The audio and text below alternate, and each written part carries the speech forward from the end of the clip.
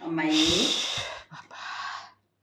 బాబాయ్ ఇంకా పళ్ళకి తీరలేదంటే పడలికి తీరడం ఏంటంటే గారు ఇప్పుడే కదా వచ్చాను. ఎండ ఎంత బాబాయ్ చాలా గట్టిగా ఉంది. కూర్చోలే నాకు ఇప్పుడే ఇల్లు చెప్పం అయిపోయిందా?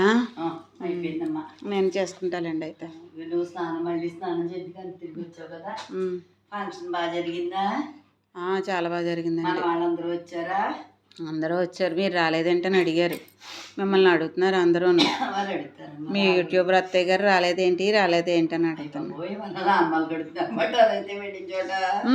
ఎందుకు ఆనమాలు కట్టారు అత్తయ్య గారు? ఇక్కడ ఎండలు చాలా ఎక్కువగా ఉన్నాయి. విజయవాడలో ఎలా ఉన్నాయి ఎండలు?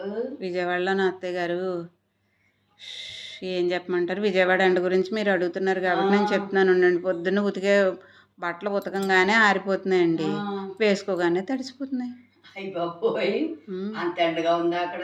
మరి ఒంట్లో నీరు ఉండట్లేదండి, బట్టల మీదే ఉంటాయి. వేయగానే ఆరిపోతున్నాయా? ఒంటి మీద వేసుకోగానే తడిసిపోతున్నాయా? మరి అంతే మరి.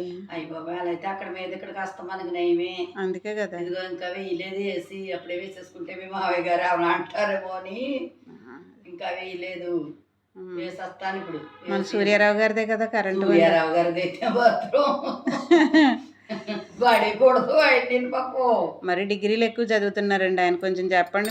మీకు ఎలాగే ఏసీ కావాలని చెప్పేసి మీరు సూర్యారావు గారితో పెట్టుకున్నారు కదా డీలింగ్ అని. మాలాంటి వాళ్ళని ఎలాగే ఎండబెడితే ఎలాగా? అలా కదే కూరలు కాయలు మనం ఎలా పండించుకుంటున్నామో కరెంటు కూడా అలాగే కరెంటు మనమే పండించేసుకుంటున్నాం. మనకు వచ్చేది ఇదే కొత్తది కదా ఈ కాన్సెప్ట్. ఆయన మళ్ళీ ఇలా వాడేసుకుంటున్నాం. మరి అంతే. ఇది ఆరోగ్యకరమైన కరెంటు కదమ్మా.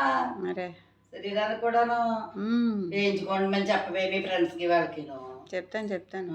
మళ్ళీ ఇది ప్రమోషన్ చేస్తాం అనుకుంటారేమో కర్మ. కాదు, సబ్స్క్రైబ్ చేసుకోండి అన్నట్టుగాను. మీరు కూడా సోలార్ కరెంట్ వాడుకోండి అని చెప్తున్నారా? అది మీరు కూడా సోలార్ కరెంట్ వాడుకోండి వీలైనంత వరకు అని.